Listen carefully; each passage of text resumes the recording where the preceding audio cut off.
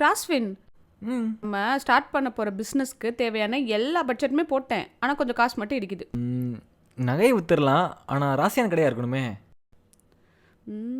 நகையை விற்கணும், ராசியான கடை வேணும்.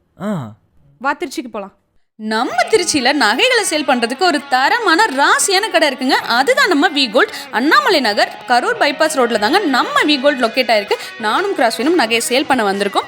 நம்ம இங்க நம்மளோட பழைய நகையை ஆன்லைன் ரேட்டுக்கே சேல் பண்ணிக்கலாம். எந்த மாதிரியான தங்கமா இருந்தாலும் இவங்க இங்க வாங்கிக்கிறாங்க.